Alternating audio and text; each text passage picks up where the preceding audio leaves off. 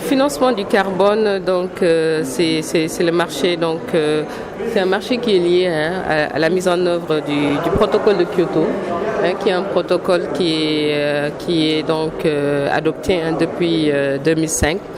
Qui permet de voir comment réduire de façon effective les émissions de gaz à effet de serre. Donc, comme vous le savez, les changements climatiques sont fortement dus au rôle de l'homme, du fait des activités humaines. Et il faut quand même voir comment réduire ces émissions de gaz à effet de serre.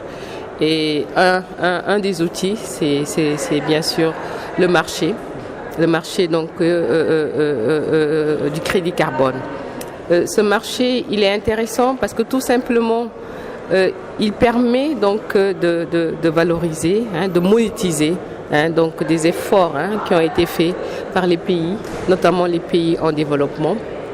Et ces efforts donc peuvent être vendus sur le marché international.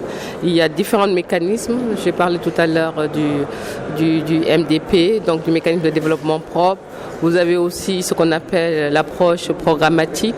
Vous avez aussi de nouveaux types de mécanismes qui sont en train de se mettre en place, notamment ce qu'on appelle les mesures nationales appropriées de réduction des émissions, qui sont des outils de plus grande échelle qui peuvent favoriser réellement donc ces échanges de crédit carbone et leur donner une valeur donc financière. Ce que je voulais dire, c'est vraiment insister sur le caractère donc soutenable de cette finance carbone.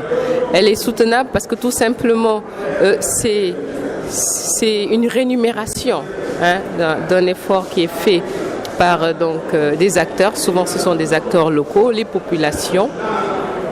Ils conservent un milieu, ils restaurent un milieu, que ce soit un milieu côtier, que ce soit un milieu terrestre, et les fruits de leurs efforts donc sont monétisés.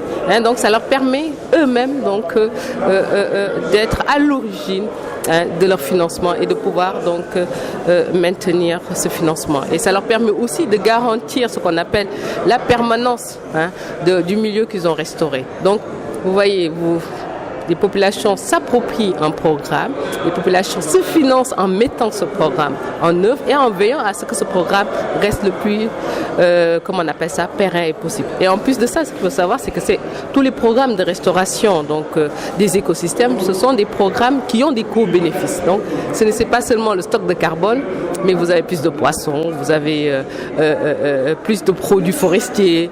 Donc, ce sont des programmes, comme on appelle, qui sont totalement gagnants-gagnants. Mais est-ce que vous avez des chiffres sur ce financement? Est-ce qu'il y a une évolution? Bon, le marché carbone est comme tout marché, c'est un marché qui fonctionne de l'offre et de la demande. Ce marché a connu des pics. À un moment donné, la tonne de carbone pouvait se vendre jusqu'à 10 €. Actuellement, elle connaît une descente parce qu'on est à environ 5 $.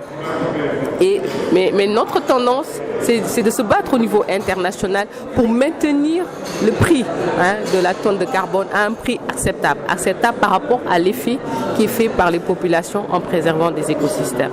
Et vraiment, nous sommes vers cette voie et je crois que nous avons toutes les institutions, que ce soit des Nations Unies, les banques mondiales qui travaillent énormément pour voir comment maintenir le prix du carbone à un prix acceptable et un prix qu'on appelle un prix plancher.